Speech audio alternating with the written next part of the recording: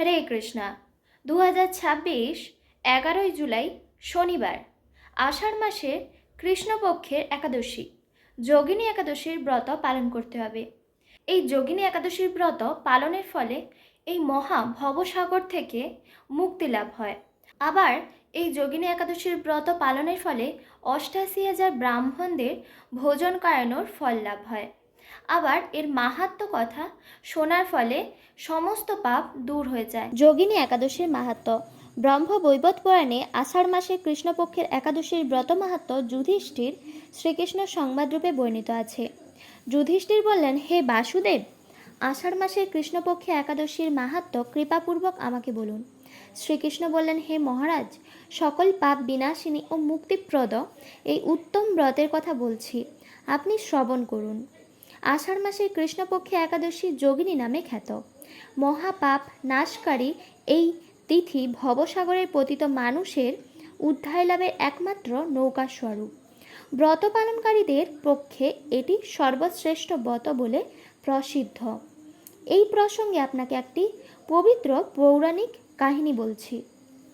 অলকানগরে শিবভক্ত পরায়ণ কুবের নামে এক রাজা ছিল। তিনি প্রত্যহ শিব পূজা করতেন। তার হেমমালী নামে একজন মালী ছিল। প্রতিদিন শিব পূজার জন্য মানস সরোবর থেকে সে ফুল তুলে যক্ষরাজ কুবেরকে দিত। বিশালাক্ষী নামে হেমমালীর এক পরমা রূপবতী পত্নী ছিল। সে তার সুন্দরী পত্নীর প্রতি অত্যন্ত আসক্ত ছিল। একদিন সে তার স্ত্রীর প্রতি কামাসক্ত হয়ে পড়ল। রাজভবনে যাওয়ার কথাও ভুলে গেল। বেলা 2 প্রহর অতীত হলো।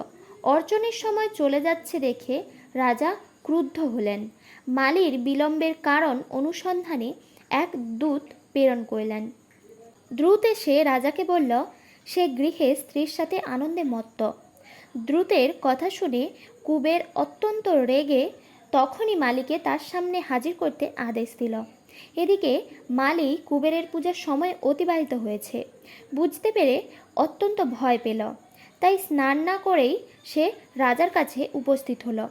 তাকে দেখামাত্র রাজা ক্রোধবশে চোখ রাঙিয়ে বললেন, রে পাপিষ্ঠ দুরাচার, তুই দেব পূজার পুষ্প আনতে অবজ্ঞা করেছিস, তাই আমি তোকে অভিশাপ দিচ্ছি।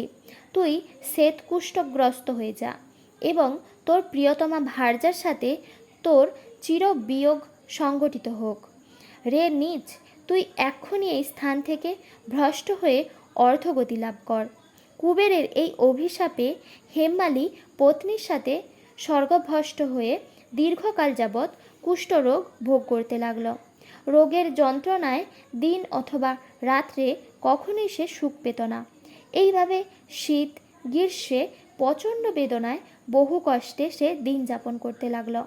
কিন্তু দীর্ঘদিন মহাদেবের অর্চনের ফুল সংগ্রহের স্বীকৃতির ফলে সে পাপগ্রস্ত হয়েও বৈষ্ণব শ্রেষ্ঠ শিবের বিস্মরণ কখনো করেননি। একদিন হেমমালী ভ্রমণ করতে করতে হিমালয়ের শ্রী মার্কেন্ডেয় ঋষির আশ্রমে উপস্থিত হল। কুষ্ঠরোগে পীড়িত সপত্নী হেমমালীকে দর্শন করে শ্রী মার্কেন্ডেয় তাকে জিজ্ঞাসা করলেন, তুমি কার অভিশাপে এই রকম নিন্দনীয় কুষ্ঠরোগগ্রস্ত হয়েছ? সে উত্তর দিল, হে মুনিবর, রাজা ধনকুবেরের আমি ভৃত্য ছিলাম। আমার নাম হেমমালী।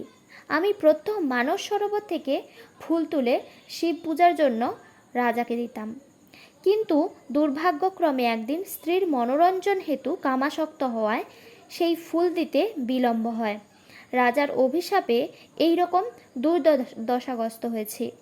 পরোপকারই সাধুগণের স্বাভাবিক কর্ম।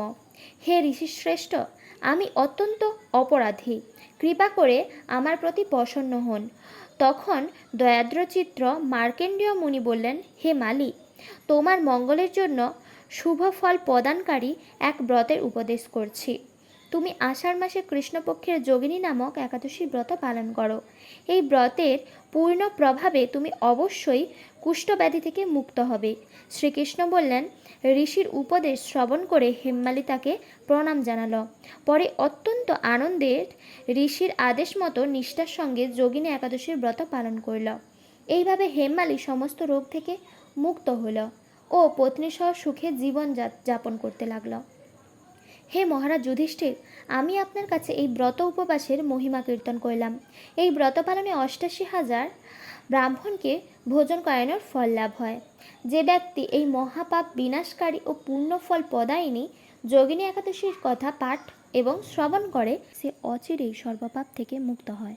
পরের দিন পালনের সময়সূচি: পশ্চিমবঙ্গ 5টা থেকে 9টা 25, দিল্লি 5টা 31 থেকে 10টা 8, বৃন্দাবন 5টা 31 থেকে 10টা 7, উত্তরপ্রদেশ 5টা 20 থেকে 9টা 55, মুম্বাই মহারাষ্ট্র 6টা 8 থেকে 10টা 32, পুনে মহারাষ্ট্র 6টা 5 থেকে 10টা 28, নাগপুর মহারাষ্ট্র 5টা 39 থেকে 10টা 5, চেন্নাই তামিলনাড়ু 5টা 49 থেকে 10টা 6, ভুবনেশ্বর উড়িষ্যা 5টা 14 থেকে 9টা 39, ঝাড়খণ্ড 5টা 8 থেকে 9টা 38, বিহার 5টা 3 থেকে 9টা 36, ছত্তিশগড় 5টা 27 থেকে 9টা 54, শিলং মেঘালয় 4টা 39 থেকে 9টা 11, গুয়াহাটি আসাম 4টা 38 থেকে 9টা 11, আগরতলা ত্রিপুরা 4টা 45 থেকে 9টা 11, মিজোরাম 4টা 40 থেকে 9টা 9, মণিপুর 4টা 32 থেকে 9টা 3, নাগাল্যান্ড 4টা 27 থেকে 9টা, সিকিম 4টা 48 থেকে 9টা 25, উত্তরাখণ্ড 5টা 19 থেকে 9টা 58, হিমাচল প্রদেশ 5টা 23 থেকে 10টা 5, পাঞ্জাব 5টা 30 থেকে 10টা 15, হরিয়ানা 5টা 33 থেকে 10টা 11, রাজস্থান 5টা 49 থেকে 10টা 23, গুজরাট 6টা 5 থেকে 10টা 34।